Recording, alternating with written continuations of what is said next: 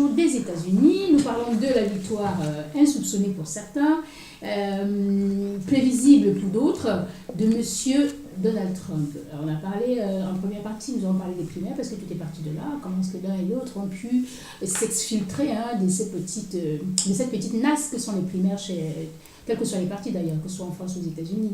Ensuite, un peu, on est en train de parler justement là de leur campagne, qui a été considérée comme une campagne extrêmement violente des uns et des autres. Et puis, on a amorcé une partie de ce que pouvaient être les programmes de ces messieurs. Alors, on a parlé un petit peu de ce que M. Donald Trump avait prévu. Parler de ce mur que M. Kamchin a trouvé que tout ce qu'il dit, comme disaient les gens, ils disent que les gens aiment entendre, et c'est pour cela que quand quelqu'un dit que les gens aiment entendre, on les taxe toujours de populistes. Voilà.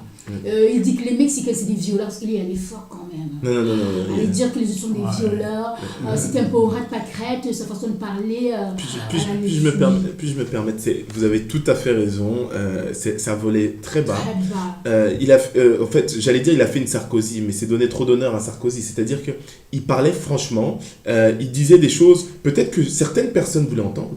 Il faut vous remettre dans un contexte. On est dans une élection présidentielle et on est en campagne. On appelle ça campagne électorale, mais c'est une campagne marketing. Si on veut vraiment voter pour quelqu'un, on ne va pas voter pour quelqu'un. Si on veut être objectif, on ne va pas voter pour quelqu'un pour ce qu'il dit pendant la campagne. Puisqu'il a toute une équipe marketing qui étudie ce que vous voulez entendre. Donc, l'idée, c'est d'évaluer quelqu'un par sa valeur intrinsèque. Donc, qu'est-ce qu'il a dit dans le passé? Qu'est-ce qu'il a fait dans le passé? C'est ça, quand vous y réfléchissez. Et puis, il y a un côté qu'on oublie aussi, c'est le patriotisme. Et je vais vous dire, en toute honnêteté, Hillary, ça fait bien longtemps qu'elle n'est pas patriote. Il suffit de voir comment... Désolé.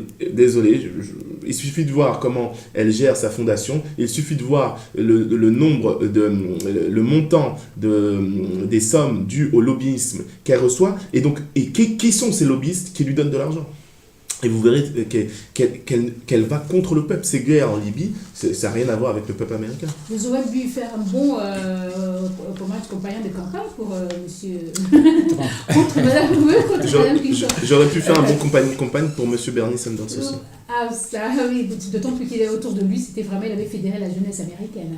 Alors, c'était vraiment un véritable pugilat entre les deux hommes. Il y avait des uppercuts à gauche, des uppercuts à droite, et ils envoyaient, c'était incroyable ce qui se passait là. C'était vraiment un ring, voilà, la campagne, là, c'était un ring de boxe à gauche. Il y avait un mimouche, voilà, c'était le lourd, qui avançait, qui donnait des directs, des droites, parce que lui, c'était ça vraiment. C'était droite, gauche, droite, sans arrêt.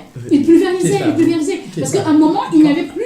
Je crois qu'on avait même fait table rase des programmes. C'était des invectives personnelles. Ouais, tout à fait. Finalement, est-ce qu'il est un politicien? Il faut savoir que dans tout métier, il y a de la politique.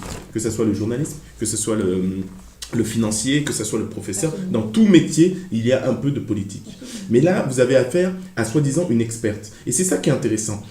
Ça fait 30 ans qu'elle est dans la politique. Et face à elle, elle a un jeune, disons, même pas 5 ans d'expérience, disons 2-3 ans d'expérience, il vient de sortir de la fac. Vous prenez dans ce contexte, dans n'importe quel domaine, un expert, 30 ans d'expérience, un jeune diplômé, 2 ans d'expérience, vous les mettez à débattre ensemble, et si le débat est serré, il y a des conclusions à en tirer. Soit il est un génie, soit elle est une fraude, soit le domaine est une fraude. Et ça, n'importe quel domaine.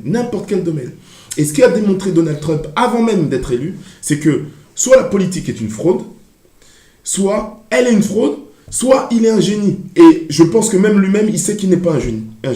Donc maintenant, il faut en tirer les conclusions. Ça, ce sont les vraies conclusions, en fait. Et c'est ça que j'admire chez Donald Trump, j'admire entre guillemets parce qu'il a pris des risques. Ce que j'admire, c'est qu'il a battu les masques. Il a montré le vrai visage des politiques. Ce sont des gens incompétents qui n'ont rien fait de leur vie. Ils n'ont aucune expertise. Mais il y va maintenant, il est lancé là, parce qu'il va devenir le considéré bien sûr, mais politique, et puis on verra bien s'il tiendra ses promesses. Mais il a beaucoup plus de légitimité, il a déjà managé, il a eu des succès, il a eu des échecs. Mais là, il a eu aussi beaucoup plus des échecs qu'on le dit. Non, mais il a eu des succès, il a eu des échecs. Et le premier succès qu'il a eu, c'est exceptionnel parce qu'il a su comment jouer avec les niches pour ne pas payer les impôts pendant près de 20 ans. Les niches fiscales, ce sont c'est les gens qui gouvernent, qui créent ces niches fiscales pour aider le gouvernement dans certaines... Mais il faut toujours aller les chercher aussi parce que c'est pas tout le monde. Les niches fiscales sont là, il y a parfois tout le monde. Non, c'est pas... bien sûr, mais bien sûr. Mais lui, s'il a réussi pendant 20 ans, c'est vous dire, c'est le monsieur, c'est un... Mais il paye. J'en parle dans mon livre. Il y a tout un chapitre sur la défiscalisation. L'optimisation fiscale n'est pas un délit. Non, il paye des experts pour optimiser sa fiscalité. Et quand vous le dénoncez, en fait, finalement, il a payé pour optimiser sa fiscalité. Et là, on le dénonce publiquement. Il y a un risque de réputation pour son business. C'est très grave. Donc, soit c'est illégal, soit ça ne l'est pas. Non, et donc, il faut faire attention. Ouais, je suis tout à fait d'accord. Mais tout simplement que, quand même, son argent, il tient aussi à ce point-là. Au point de ne pas, s'il peut 20 ans figurer, vous sans payer des impôts, il faut pouvoir le faire. C'est pareil. La fondation Clinton aussi mais n'était pas... il faut savoir aussi qu'il est lourdement endetté. C'est une fondation. Hillary Clinton a relevé le fait qu'il avait plus de 600 millions de dollars de dettes. Donc en réalité, je crois qu'on ne paye pas des impôts sur des dettes, quoi. Attention. Je crois qu'il est un financier vraiment. Il doit avoir de très bons conseillers financiers. Et visiblement, il était en règle avec la loi. Sinon il aurait payé les pots cassés pour ça. Mais c'est aussi un peu honteux pour un homme d'affaires. Il me semble, il a su transcender cet handicap-là. Un homme d'affaires présenté comme multimilliardaire et qu'on se rend compte qu'en réalité sa fortune était fondée sur des dettes. On le prête aux riches, bien entendu, mais ça veut dire aussi qu'il n'est pas aussi cet homme qui réussit tout, qui a un petit côté obscur. Non, mais en fait, il faut faire attention. Il faut faire attention, j'en parle aussi dans mon livre. Les histoires de dette, il faut faire très attention aussi. On peut être endetté, mais avoir du capital en nature. Donc, il faut faire attention, en fait. Mais vous avez raison dans l'ensemble. Mais c'est ce qu'on appelle net worth. C'est pas l'analyste financier qui vous parle. Mais bon. Oui, en fait, Hillary Clinton lui a dit aussi, concernant cette affaire, est-ce qu'il ne serait pas moins riche qu'on le prétend ? Parce qu'il ne paye pas d'impôts. Les riches payent des impôts. Ils ne payent pratiquement pas d'impôts. Bref, il a échappé à tout cela parce que, sur le plan légal, de toute manière, on n'avait pas grand-chose à lui reprocher. Non, mais et juste là, j'ai été fiscaliste, enfin, entre guillemets, dans ma jeunesse. Mais en gros, il faut faire attention. Plus on est riche, plus on a accès à des moyens de payer moins d'impôts. Ça, faut juste, c'est quelque chose qu'il faut juste savoir. Et donc, il faut savoir que tous les gens qui donnent de l'argent, par exemple, à Hillary Clinton, aussi payent presque pas d'impôts. Plus on est riche et plus on a de l'argent pour payer des gens, pour payer moins d'impôts. Donc, c'est classique, c'est très classique. Oui, j'ai été aussi consultant financier, enfin consultant tout court, donc avec un volet financier, avec un partenaire américain. Et à l'époque, je créais des sociétés offshore pour des clients. Et donc, personnellement, je partage le point de vue que vous défendiez tout à l'heure, à savoir que l'optimisation fiscale n'a rien d'illégal. Donc, les discours politiques un peu hystériques qui tendent à taper sur les personnes qui optimisent leur fiscalité sont des discours plus ou moins injustes.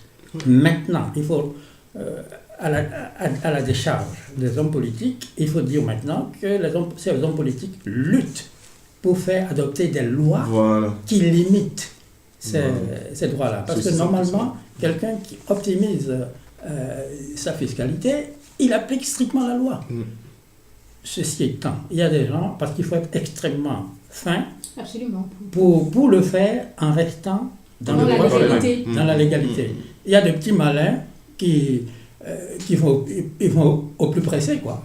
Et ils font en réalité, eux, soit de la fraude fiscale, soit de l'évasion, pas de la fraude, j'allais dire de l'évasion fiscale. Donc, et là, eux, ils tombent sous le coup de la loi, parce qu'ils n'ont pas appliqué. Je ne vais pas entrer dans les détails. Oui, bien sûr. Monsieur, vraiment, merci, c'est très intéressant ce que vous nous dites. Nous allons faire une petite pause musicale, mes chers auditeurs, restez toujours branchés sur Radio Fréquence Paris Pluriel 106.3 ou alors vous nous écoutez sur internet sur www.rfp.net. Nous nous retrouvons dans quelques instants.